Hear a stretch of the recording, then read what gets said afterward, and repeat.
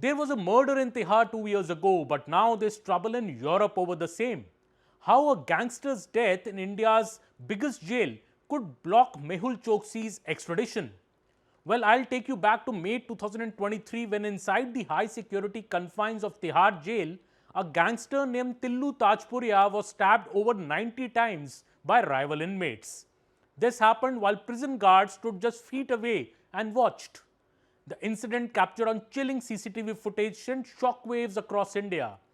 But the ripple effects are now reaching courtrooms far away in London, Brussels, and possibly beyond. That brutal murder is now threatening to derail India's long-running attempts to bring back Mehul Choksi, the fugitive billionaire accused in the massive rupees 13,000 crore Punjab National Bank scam. It all seems a chain reaction from Tihar to the UK High Court.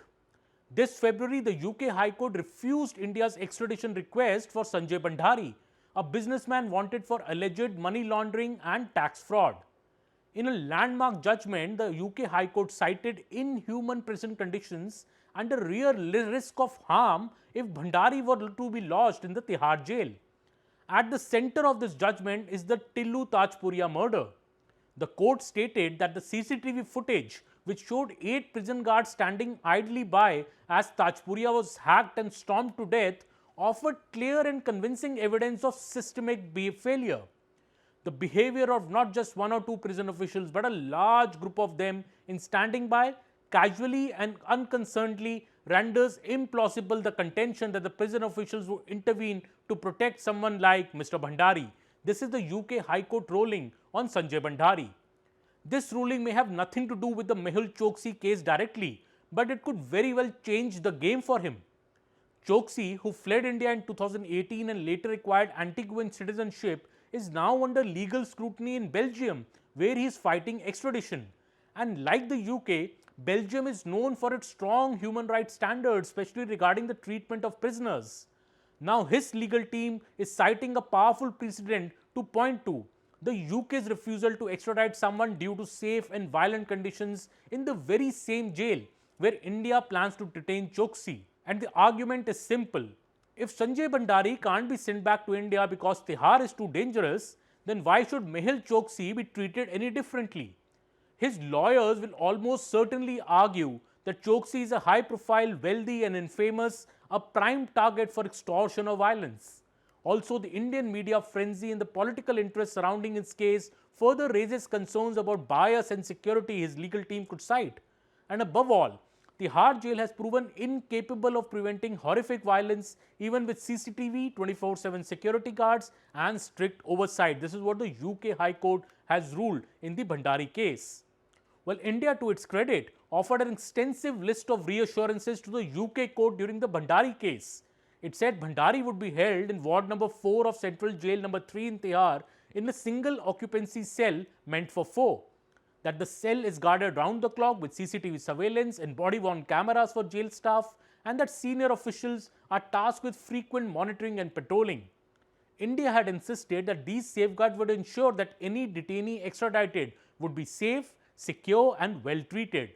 But the UK High Court was not convinced.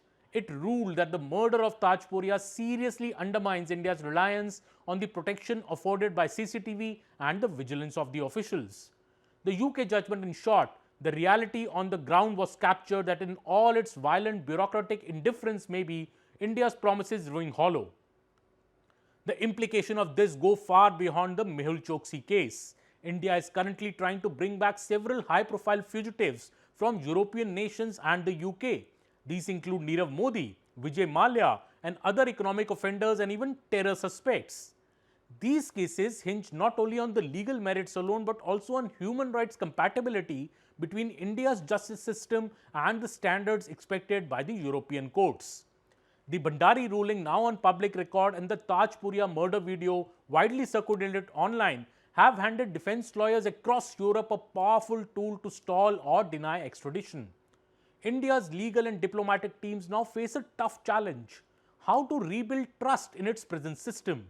There are very many options that India could consider. Number 1, prison reforms at Tihar, from staffing and training to installing real-time surveillance monitoring and setting up maybe an independent prison watchdogs reforms must go beyond promises and paper. There can be dedicated extradition holding facilities. Establishing a separate high security facility with a transparent oversight and right based standards for extradited individuals may help reassure foreign courts.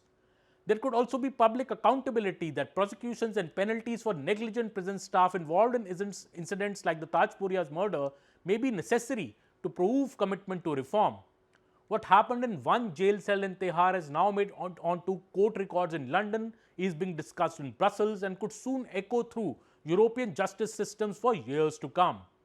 Whether or not India can bring Mehul Choksi home may no longer depend solely on the crimes he is accused of, but how India chooses to clean up its jails and uphold the basic tenets of human dignity and safety. Until then, a single act of unchecked violence may end up protecting the very people India seeks to punish.